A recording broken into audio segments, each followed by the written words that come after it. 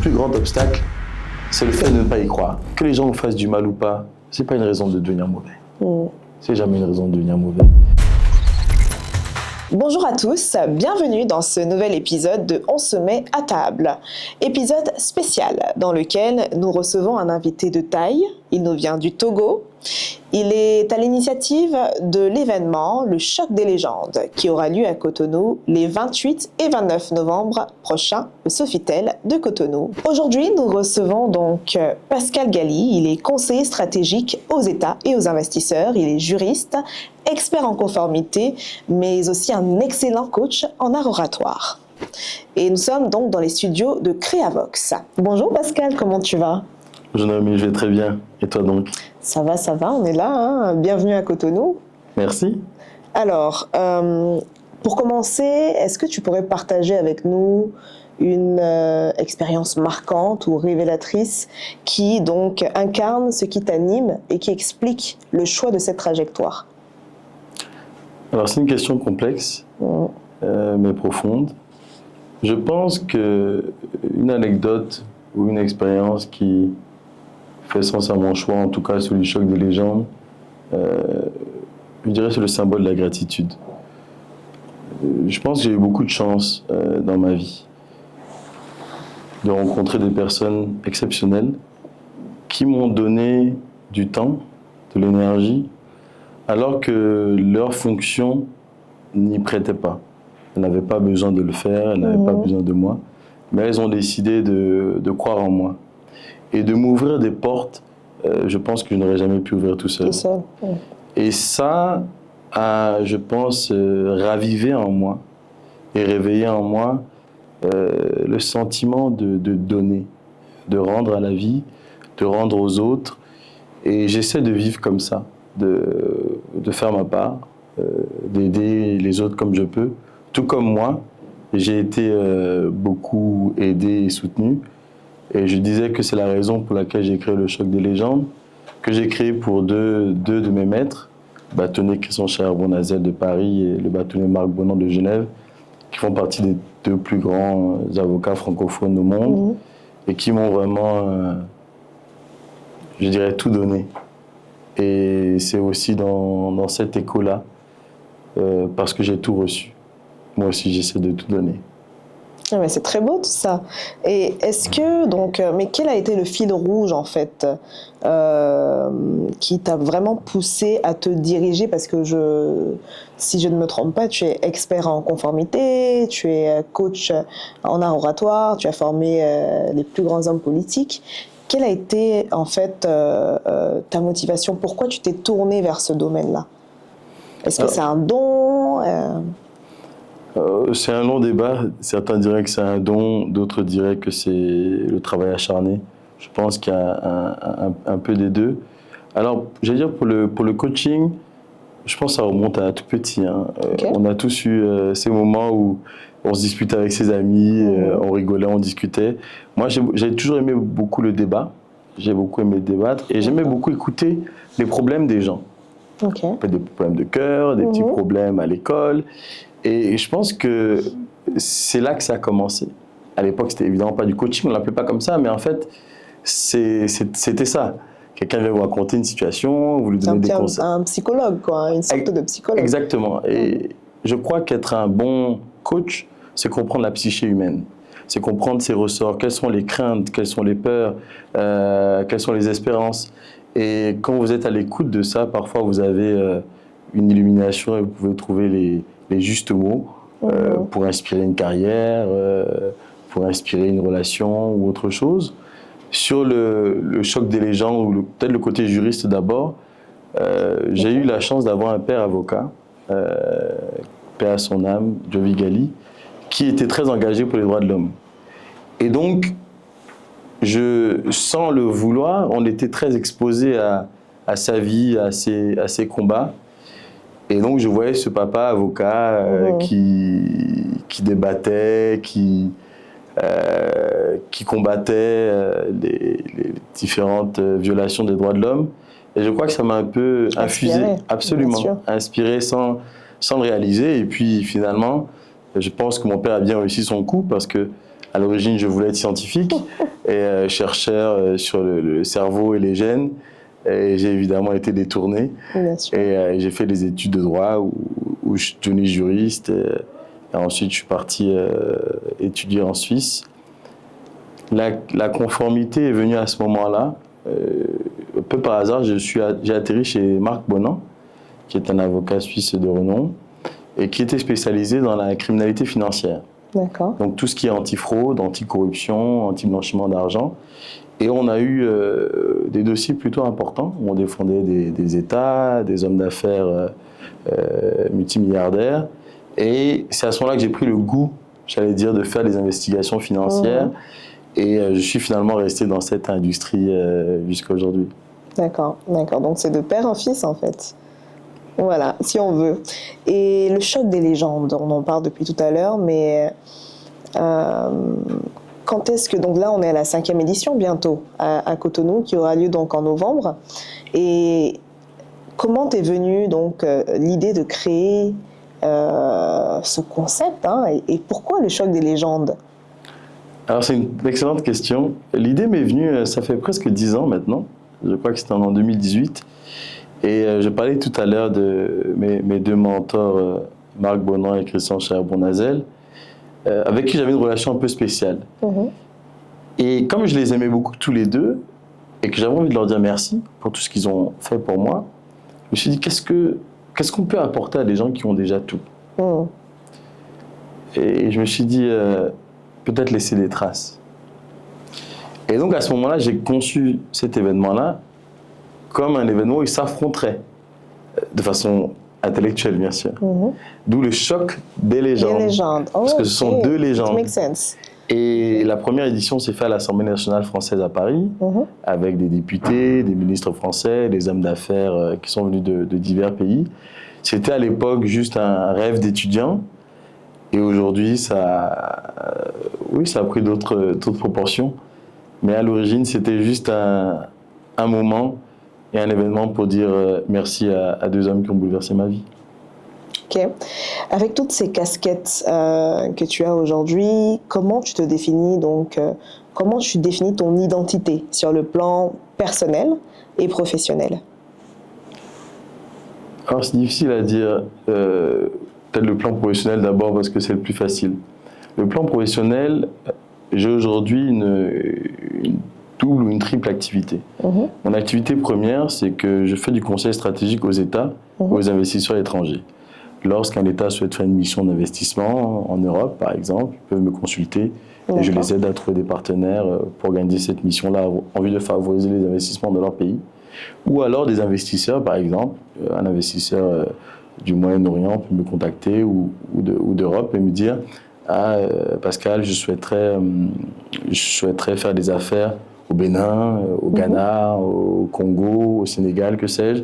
Est-ce que tu peux m'aider à comprendre ce marché? Donc je les accompagne, j'ai des missions d'investissement avec eux pour comprendre les réalités du terrain et je les aide sur le côté stratégique et juridique aussi. Donc ça, c'est ma première casquette. Ma deuxième casquette, elle est très technique, c'est celle d'investigateur financier et d'auditeur de conformité. Donc certaines entreprises font appel à moi parce qu'on a eu une fraude en interne. Je ne sais pas, un employé a détourné 200 millions de francs CFA. On aimerait comprendre qu'est-ce qui s'est passé. Donc je fais des interviews. C'est un peu un rôle de policier interne, avec d'autres outils certes. Et donc je fais des interrogatoires, je fais de la revue documentaire, je lis des emails. Pour moi, c'est très amusant, un peu moins pour les autres. Et parfois aussi, je fais des audits. C'est-à-dire que je vais voir une filiale, j'audite les process, les chiffres. Donc ça, c'est une activité de conformité, de compliance pure. Et la troisième activité, qui est une activité que je fais de façon plus ponctuelle, c'est de la prise de parole en public, du coaching pour des personnalités économiques ou politiques ou diplomatiques, pour aussi des cadres dirigeants qui souhaitent se former davantage. Donc c'est ces trois activités j'allais dire que j'affectionne et que je fais. Et j'ai deux petites questions qui me viennent comme ça à l'esprit.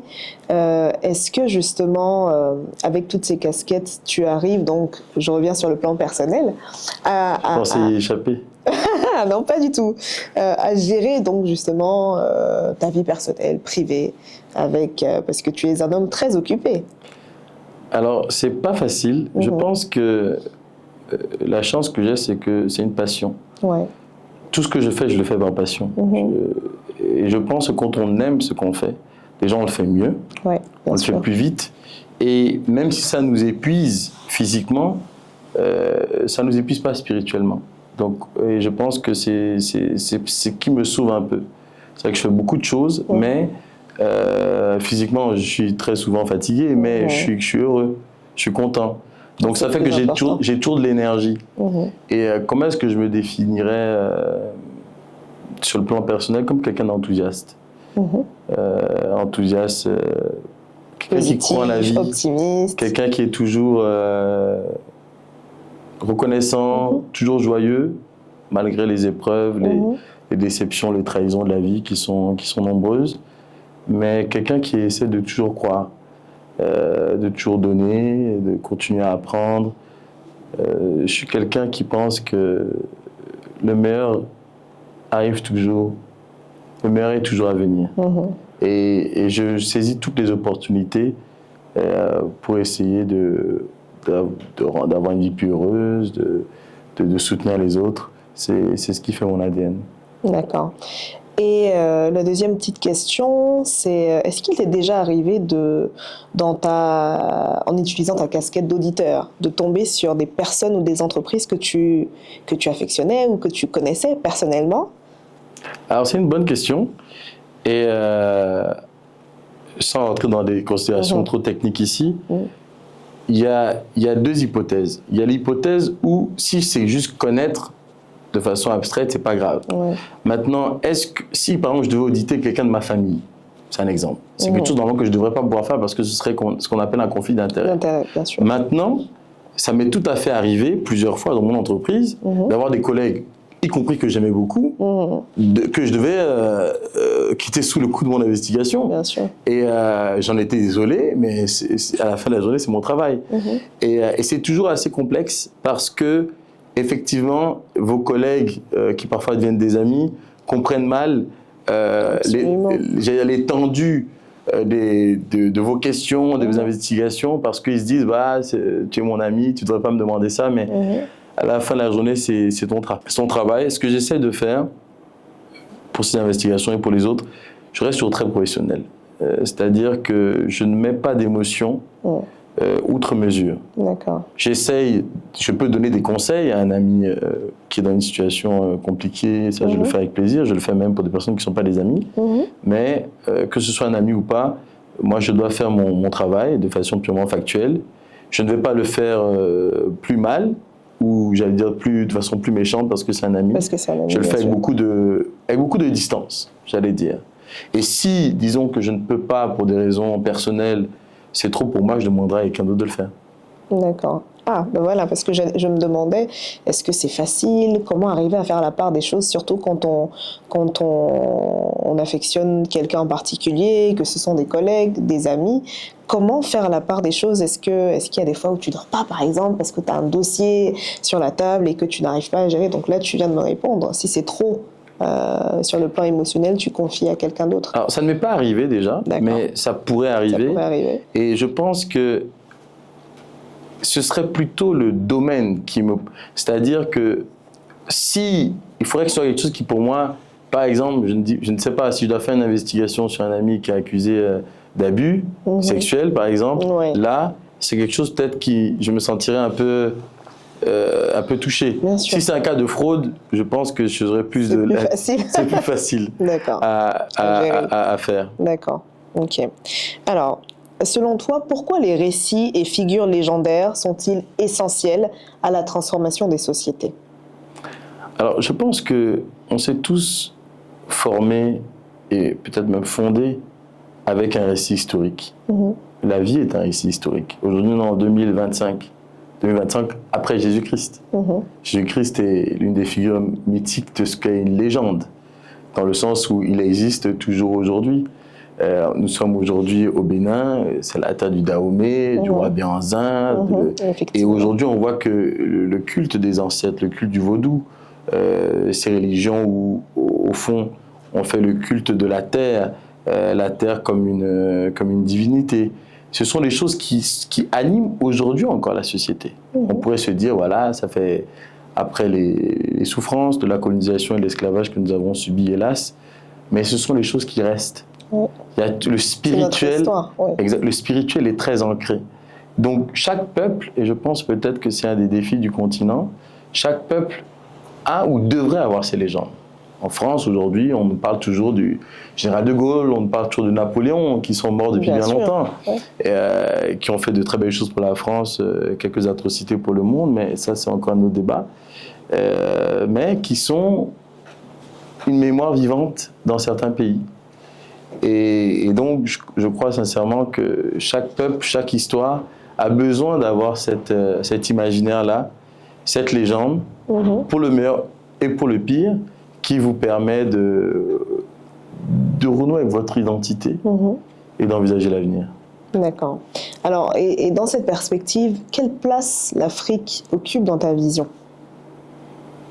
Alors, je dirais l'Afrique, c'est toute ma vie. Déjà parce que je suis moi-même africain, je suis né, j'ai grandi au Togo. Au Togo. Donc je ne considère pas l'Afrique comme quelque chose étant d'extérieur. C'est quelque chose qui est à l'intérieur de moi. J'ai évidemment un héritage multiculturel, mais je suis résolument et intrinsèquement un Africain. Et la place que l'Afrique occupe dans ma vision, c'est on devrait tout donner à l'Afrique. Je suis parfois surpris lorsque j'ai des discussions avec certains amis ou certaines personnes du manque d'amour pour l'Afrique qu'ils ont pour l'Afrique. Pour moi, si on devait caricaturer l'Afrique, et disons que c'est une femme, il y a des choses qu'on ne peut pas faire, il y a des choses qu'on ne devrait pas faire. Et je crois que les défis que nous avons aujourd'hui, c'est d'abord un manque d'amour. De la part de nos dirigeants, de la part de ceux qui ont le pouvoir économique ou politique, qui, à mon sens, n'incarnent pas cet amour qu'ils devraient avoir pour l'Afrique, qui, en fait, nous avons aujourd'hui tout. La jeunesse, la résilience, les ressources, qu'elles soient minérales, forestières, pétrolifères. Il n'y a aucune raison pour que nous soyons aujourd'hui le continent, et de loin, le moins développé au monde. Il n'y en a aucune. Si ce n'est en fait ce manque d'amour. Ça semble un peu naïf ce que je dis, mais ça ne l'est pas. Parce que quand on aime quelque chose, on le fait bien. On le chérit, on en prend soin. Et ça, aujourd'hui, je crois que c'est ce qui manque vraiment. Oui, pour qu'on puisse se développer, effectivement, le problème est vraiment à un autre niveau. En fait, je rejoins totalement tout ce que tu viens de dire. Et en partant, bien sûr, des dirigeants qui devraient aimer beaucoup plus leur pays. Bon, il y en a certains qui sortent du lot, heureusement, Dieu merci. Étant connu comme un expert en conformité, dans un contexte mondial où la confiance s'érode, quel rôle joue aujourd'hui l'éthique et la pérennité dans le succès des entreprises? C'est une question, j'allais dire, quasi existentielle. Il y a deux écoles. Je commence par l'école, je ne dirais pas que c'est une école obscure, mais aujourd'hui, par exemple, si on prend le cas des États-Unis, Donald Trump a suspendu il y a quelques mois ce qu'on appelle la FCPA, qui est en fait la loi anticorruption américaine. Ce qui est, pour des experts en conformité comme nous, un désastre. Parce qu'en fait, concrètement, ça veut dire qu'au vu de cette loi, en tout cas, les entreprises américaines ne seront plus sous le coup de la justice américaine pour des pratiques de corruption à l'étranger. Donc l'impact est très fort, puisqu'en fait, il y a beaucoup de personnes qui avaient peur, plus de la loi américaine, qui en fait est extraterritoriale. Ça veut dire qu'en fait, les lois américaines s'appliquent partout dans le monde. C'est pour ça que tout le monde a peur des États-Unis, parce qu'ils peuvent sanctionner, punir, vous faites quelque chose au fin fond du Mali, etc.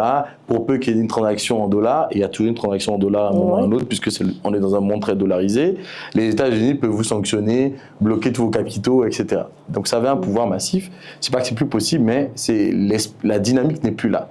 Parce que Trump dit il faut faire du business.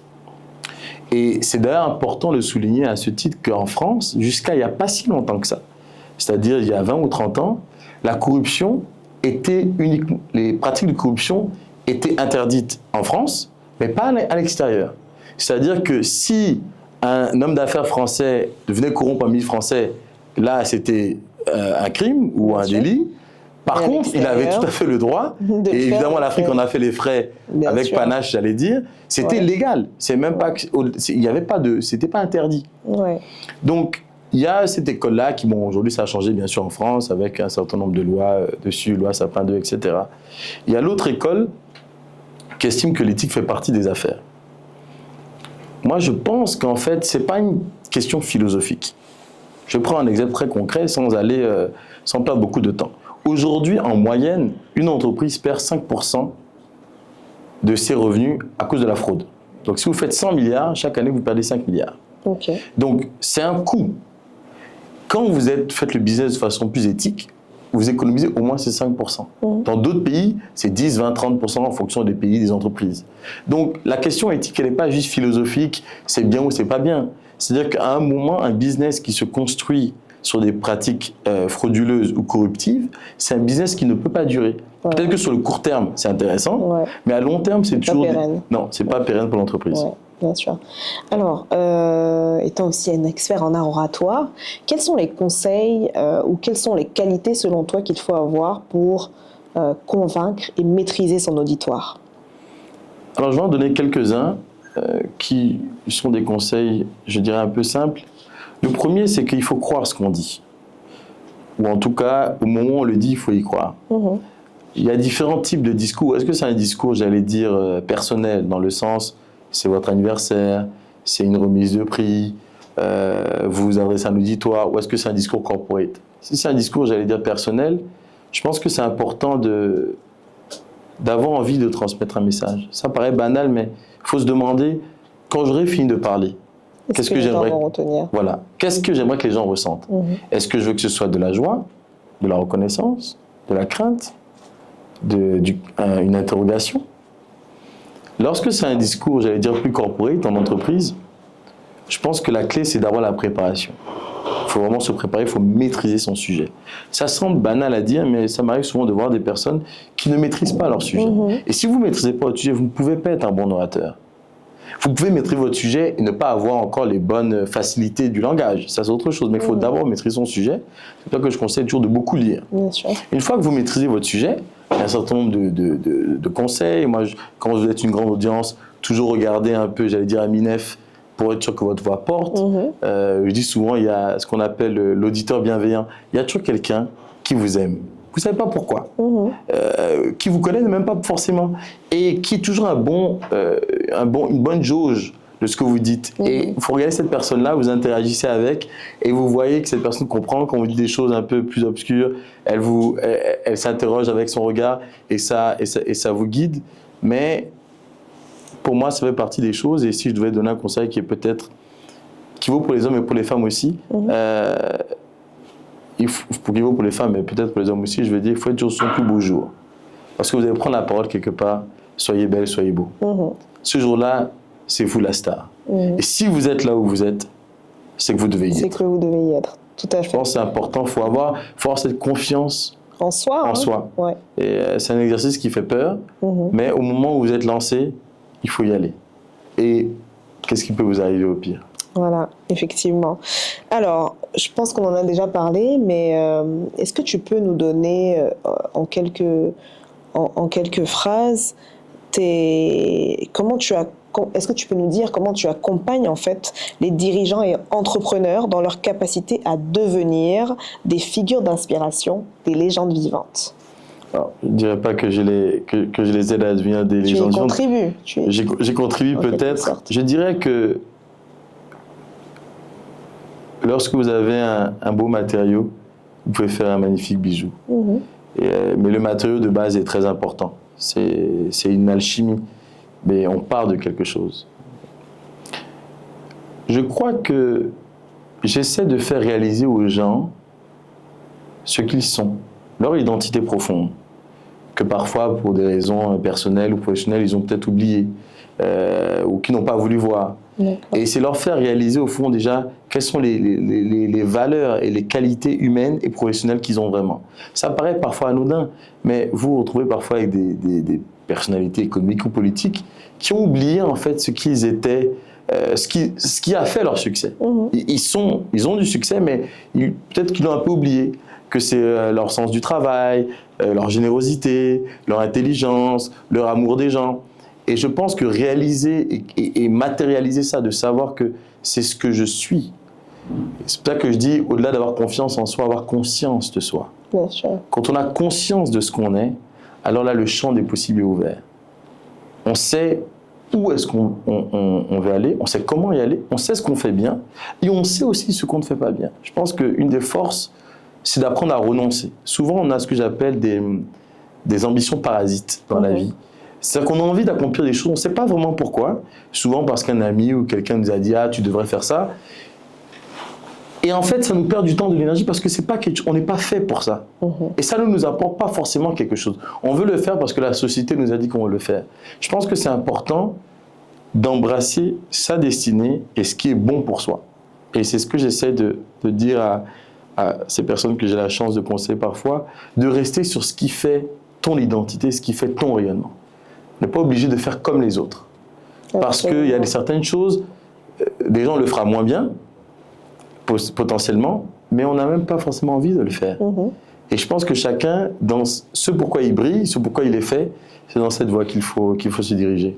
Et comment on trouve son identité? Certaines personnes ne savent pas en fait si elles ont un don, par exemple, ne savent pas dans quel domaine, dans quelle filière se lancer, par exemple, dans quoi ils sont bons. Comment tu arrives à détecter chez ces personnes-là qui ne savent peut-être pas quelle est leur identité, pourquoi ils sont faits, dans quel secteur ils devraient évoluer.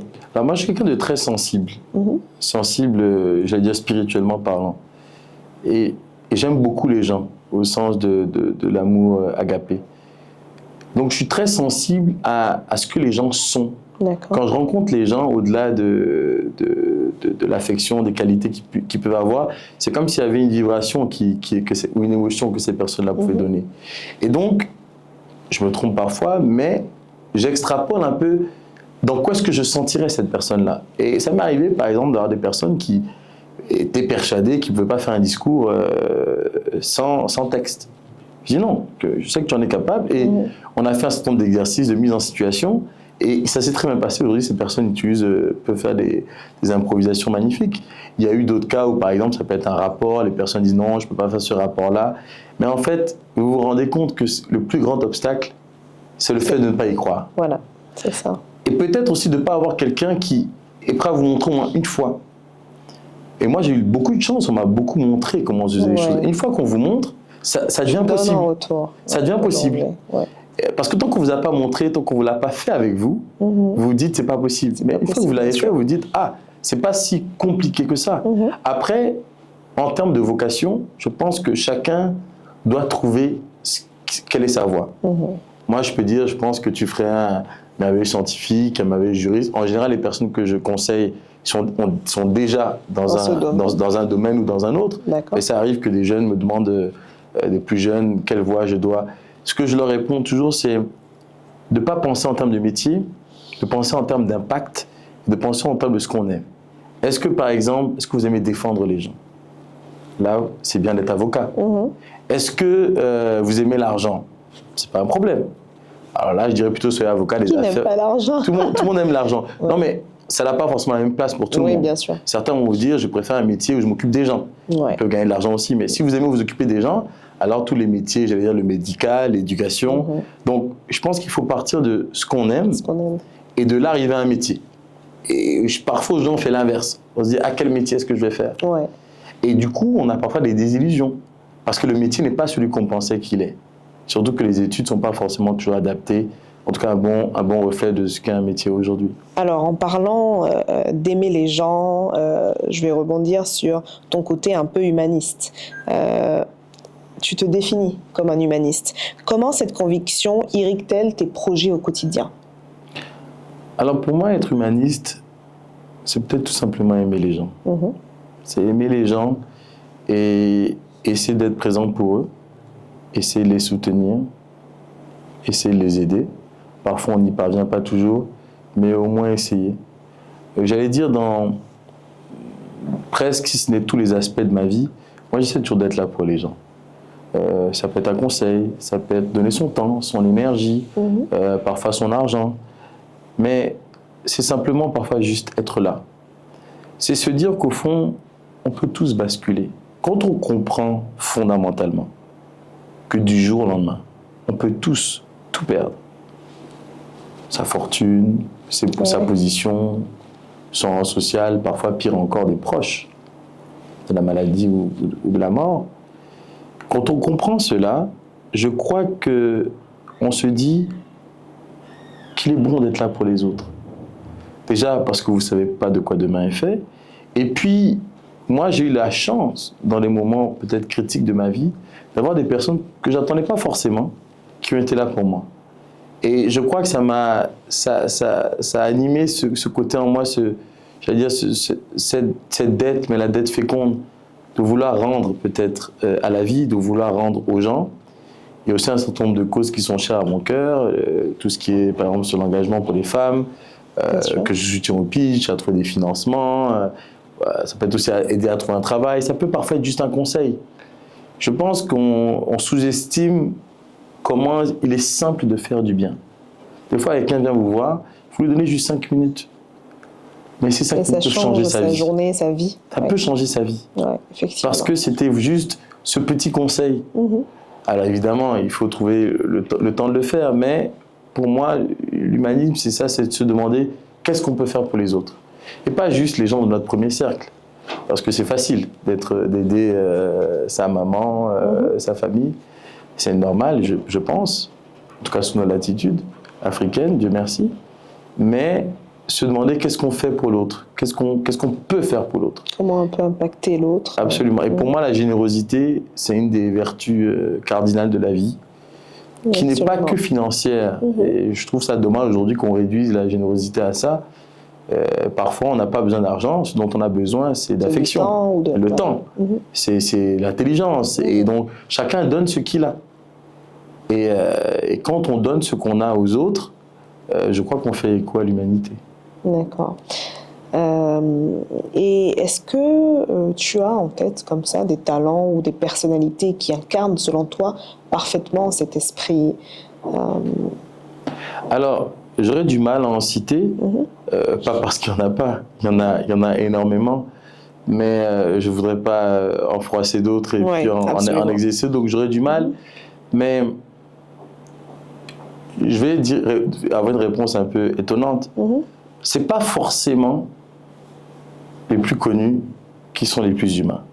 Pour ne pas dire que c'est rarement les plus humains, les plus puissants qui sont les plus humains. Moi, j'ai eu des discussions bouleversantes avec des vendeuses de beignets, de colicos, des discussions humainement bouleversantes. J'en ai eu aussi avec des chefs d'État et des dirigeants de grandes entreprises. Mais ce que ça m'a appris, justement, c'est que l'humanité, elle est partout, pour peu qu'on la cherche. L'inspiration, j'ai évidemment des mentors qui m'inspirent, la liste est très longue, mais je m'inspire de tout le monde. Je n'ai pas besoin d'une grande figure. Quelqu'un entre guillemets, de très ordinaire peut m'inspirer. Parce qu'il fait un acte que je trouve bouleversant. J'ai pas besoin d'avoir, entre guillemets, tout le côté star autour. Et l'un n'exclut pas l'autre, mais c'est pas quelque chose dont j'ai forcément besoin. Moi, tout peut m'inspirer. Quelque chose d'anodin, quelque chose d'extraordinaire aussi, bien sûr, mais je prends la lumière partout où elle est. Et c'est vraiment, comme on dit en anglais, motto. C'est vraiment comme ça qu'il faut opérer, qu'il faut voir la vie. Il faut vraiment voir la vie de cette manière-là, être optimiste. Voilà, et voir le bon côté des choses partout, voir la lumière partout. Et selon toi, en fait, en Afrique, quels sont les grands défis que nous avons encore à relever dans le futur ? Alors, je pense que la plupart des personnes répondraient à ça, les défis économiques, etc. Je pense que notre difficulté n'est pas là. Il y a énormément d'argent et d'opportunités en Afrique. C'est pas du tout ça le débat. Le débat est, je pense, à deux niveaux. Il y a déjà l'aspect de la gouvernance, tout ce qui est corruption, etc. Pour être dans le domaine, je pense que les personnes n'imaginent pas, y compris parfois nos gouvernements, à quel point on perd des centaines de milliards de dollars à cause de ces pratiques-là. On a un rapport qui vient de sortir de l'Union africaine. Chaque année, on perd au moins 100 milliards d'euros dans l'Afrique à cause de tout ce qui est évasion fiscale, etc., les flux financiers illicites.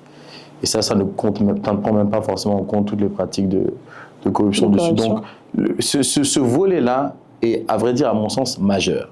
Parce que tant qu'on n'a pas diminué, la corruption existe partout, ça il faut le dire. Elle existe en Europe, elle existe dans tous les pays du monde. Mais la proportion qu'elle a en Afrique est trop importante. Ce qui fait qu'on se retrouve avec des budgets qui pourraient être 2, 3, 4, 5 fois plus importants parce qu'une bonne partie de ces fonds-là sont siphonnés. Mais l'autre point, ça peut-être que c'est le point pour les dirigeants, mais pour nous, citoyens, parce qu'on a aussi une grande part dans tout ça. Et je pense qu'il ne faut pas non plus dire oui, c'est la faute du ci, du ça. Non, le citoyen a sa part de responsabilité. Les gouvernements, c'est même pas 0,1% de la population. Donc, c'est à nous d'impacter le changement. Je crois que pour nous, c'est d'abord une question d'état d'esprit.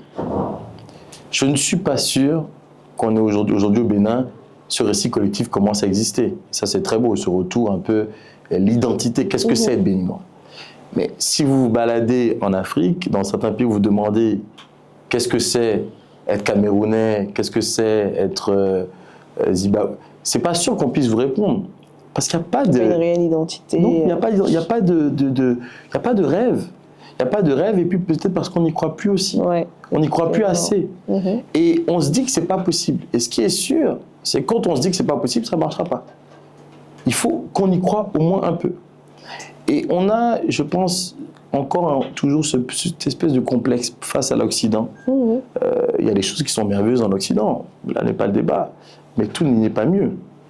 Et on n'arrive pas à intégrer aujourd'hui encore qu'on est tout aussi bon, si ce n'est même parfois meilleur qu'eux. On le voit dans le monde des affaires, où c'est très caricatural ce que je vais dire. Vous venez, vous êtes africain à niveau de compétence égale, quelqu'un, de par sa couleur de peau, débarque, n'a pas la moitié de vos compétences, lui on le prend, il est 4 fois mieux payé, et vous non. C'est anecdotique, mais on y est encore. Et peut-être aussi l'union. Je pense qu'on n'est pas assez unis entre nous. Oui, absolument. Il y a même une volonté parfois de destruction. Détruire, ouais. C'est-à-dire qu'on dit, au lieu de se dire, je suis togolais, il est béninois, il est camerounais, ivoirien, on va faire quelque chose ensemble. Non, non, non, non, non, il ne faut pas qu'il réussisse. Pourquoi toi et pas moi, ouais. Alors que ça peut être nous. On est encore dans cette concurrence stérile et qui, à mon sens, est le réel problème, parce que moi, je voyage un peu.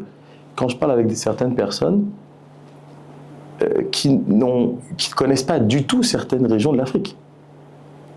Là, il y a des gens qui sont au Bénin, au Togo, il y a des gens qui ne connaissent pas beaucoup le Ghana, ou ne connaissent pas la Côte d'Ivoire. Il y a des pays où vous diriez forcément qu'ils se connaissent, mais pas vraiment. Et parfois même au plus haut niveau. J'avais assisté à un forum où le Premier ministre de la RDC était reçu en Côte d'Ivoire et disait que c'était la première ou la deuxième fois de sa vie qu'il venait en Côte d'Ivoire. Ouais. Ce qui était pas normal à ce niveau-là. Ouais. Et c'est là qu'on voit que c'est pas si... Évidemment, les efforts sont faits, on y continue. J'espère qu'un jour, on pourra surtout parler une langue commune. Moi, je pense que le Swahili, puisque c'est la langue la plus parlée en Afrique, ce serait un bon indicateur. Mais je crois que cette union, on est en train d'y aller. Ça commence à venir. Je pense que les jeunes sont beaucoup plus décomplexés que ne l'étaient peut-être nos aînés. Ouais. Mais on n'est pas...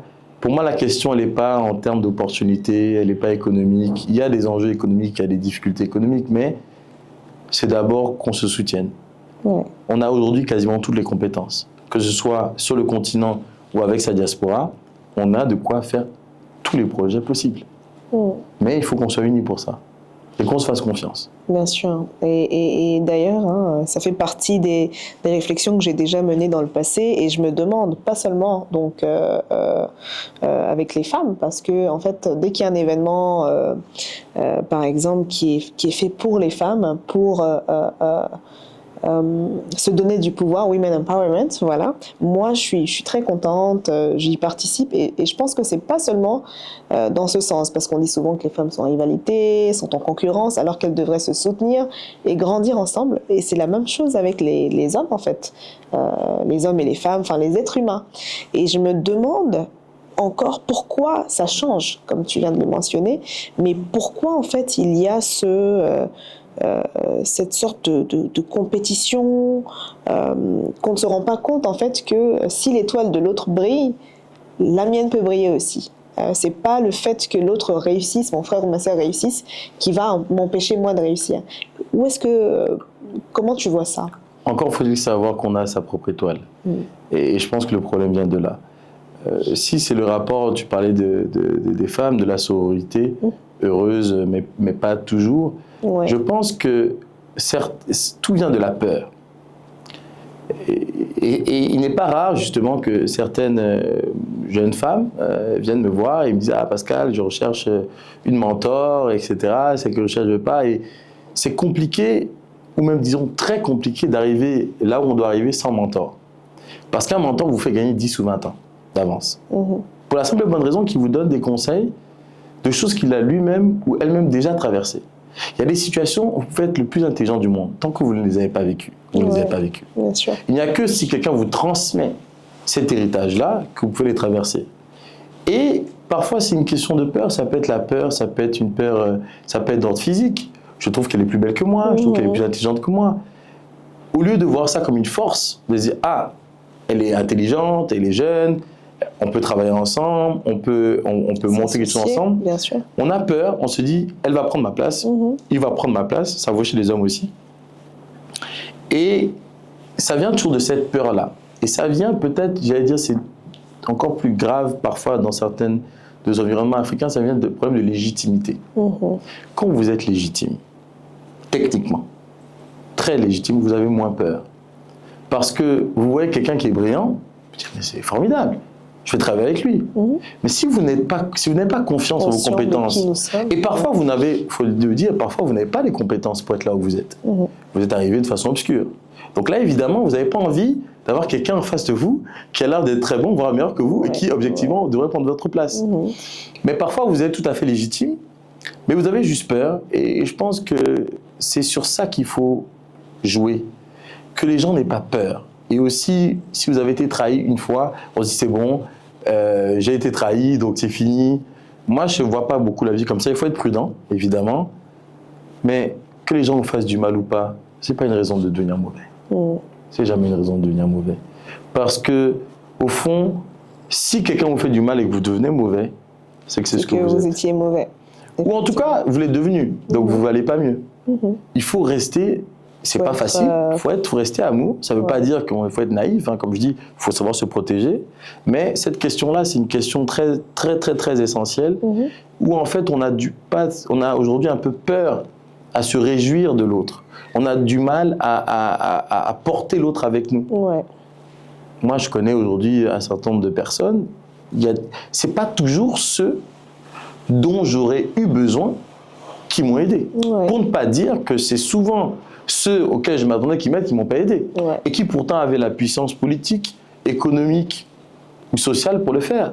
Mais qui ne l'ont pas fait alors qu'ils auraient pu le faire. C'est pas grave, d'autres m'ont aidé, mais on est souvent déçus.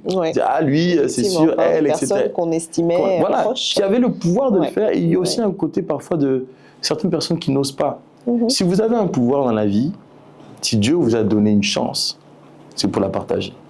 Si vous avez la chance aujourd'hui d'être DG, d'être chef d'État, d'être ministre, d'être un homme d'affaires, d'être un intellectuel, si vous avez cette étoile, les étoiles, c'est d'avoir des constellations. C'est pour briller ensemble. Donc il faut faire briller les autres. Et je pense que quand on fait briller les autres, ça fait toujours écho. Encore plus. Moi, je vais dire, les chances ou les choses exceptionnelles que j'ai pu accomplir dans ma vie, c'était grâce à des gens. Ça n'enlève pas mon mérite personnel, mais c'est des personnes qui ont cru en moi, qui m'ont aidé. Et tout ce qu'elles ont pu faire pour moi, j'ai essayé, tant bien que mal, de faire de même pour elles aussi. Et ce que moi je dis souvent aux gens, c'est ma conviction personnelle, lorsqu'on aime, lorsqu'on fait vraiment quelque chose pour quelqu'un, de façon désintéressée, ça fait toujours écho. Et il faut toujours penser à demain, penser plus loin. Aujourd'hui, les gens ils veulent bien vous aider quand ils voient ce que ça rapporte tout de suite. Mais je dis souvent en rigolant, c'est pas le jour où votre ami est devenu PDG, c'est pas à ce moment-là qu'il faut être gentil avec lui. Absolument. Parce que là, celui-là, il n'a plus le temps pour vous. Par contre, si vous étiez gentil avec lui, vous l'aidiez, etc., un jour il devient multimilliardaire, il se rappellera de vous. Vous avez été là, que vous l'avez conseillé, que vous l'avez aidé, vous étiez présent.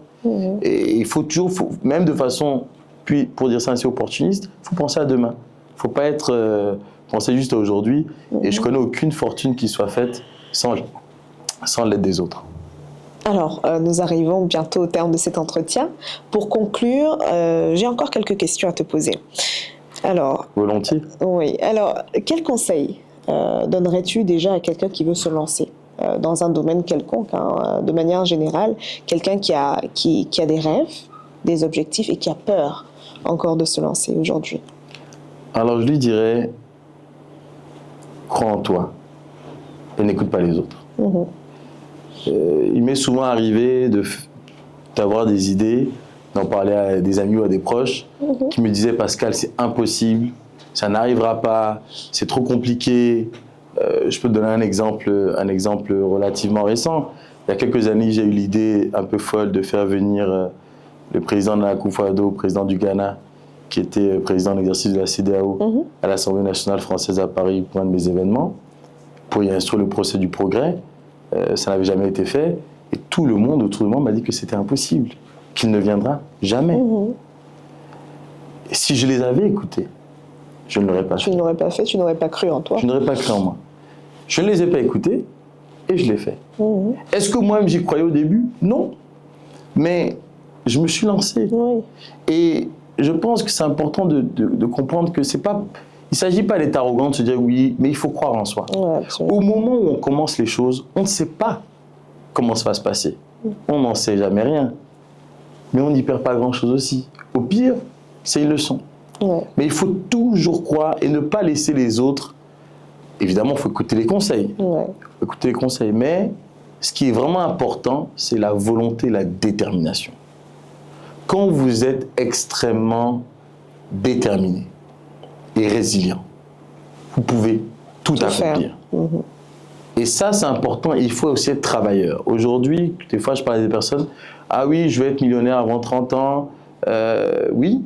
Et vous les voyez, je caricature un peu, ils disent ça depuis leur sofa, en train de manger des chips et de jouer aux jeux vidéo. Bon, on peut devenir très riche en jouant aux jeux vidéo, certains le font, mais il faut bosser. Et ça, je pense que c'est peut-être un des mirages qu'on donne, que les réseaux sociaux donnent aujourd'hui. Il faut travailler. Les choses n'arrivent pas comme ça. Et parfois, ce que vous voyez, il y a aussi beaucoup de ce que j'appelle de fossoyeurs aujourd'hui. Vous voyez des gens qui ont l'air d'être heureux ou qui ont l'air d'avoir de l'argent. Il faut peut-être se demander comment est-ce qu'ils ont eu cet argent-là. Et souvent, c'est pas en travaillant. Donc, c'est un argent qui est peut-être là aujourd'hui, il ne sera pas forcément là demain. Et ça, c'est un truc que je dis souvent, il ne faut pas non plus se tromper de combat. L'argent qui reste, c'est toujours l'argent qui est gagné à la sueur de son front et au bourdonnement de ses neurones. Il faut travailler. Il faut être déterminé et il faut bosser. On vous dit que vous n'allez pas y arriver, c'est pas grave, foncez quand même. Mais donnez tout. Donc moi, c'est vraiment ça que je dirais à quelqu'un qui veut se lancer, de croire en lui, d'écouter évidemment tous les conseils, il faut toujours écouter les autres, de bosser à fond et d'y aller. Merci. Alors, quelle est la leçon la plus précieuse que tu retiens de ton parcours professionnel jusque-là? Jamais abandonner. Je pense que, je dirais presque dans tous les aspects de ma vie, j'ai eu des défis, j'ai eu des épreuves. Personnellement, professionnellement,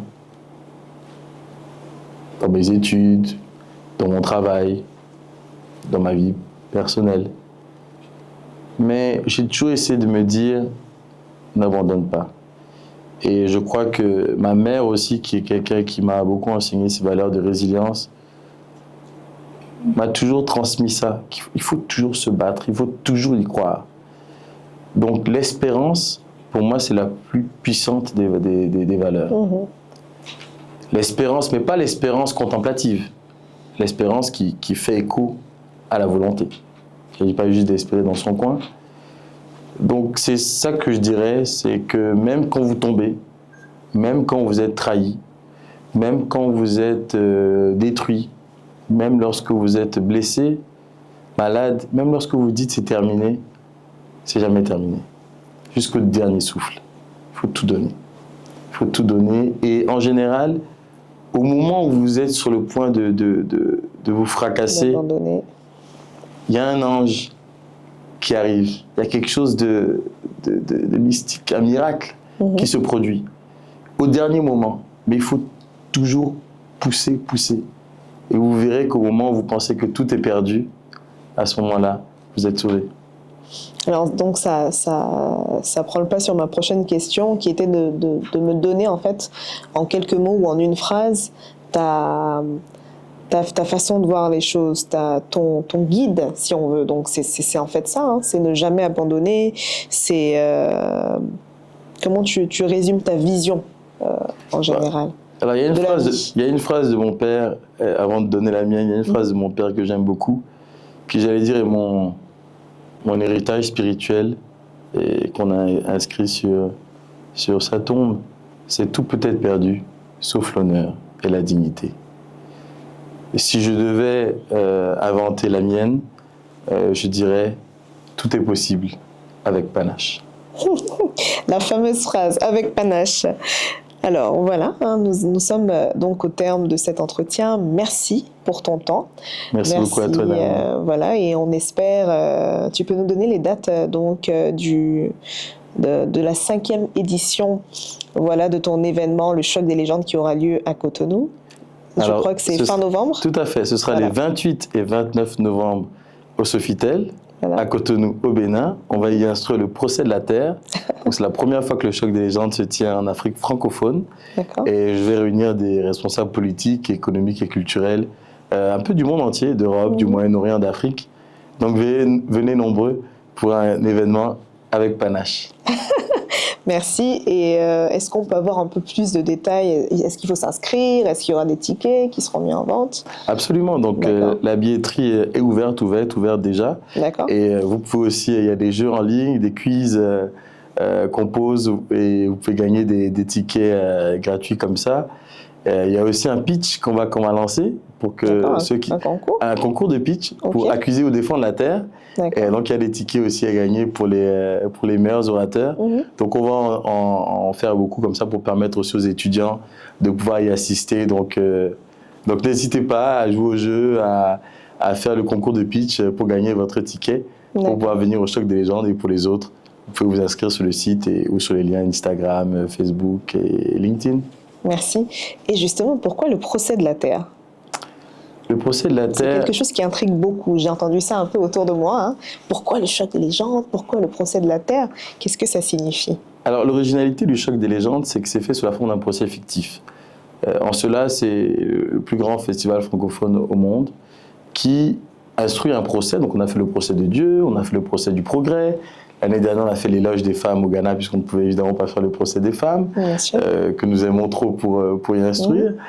Et cette année, le procès de la Terre, parce que nous sommes au Bénin, et le Bénin, c'est la terre du vaudou, c'est la terre des ancêtres.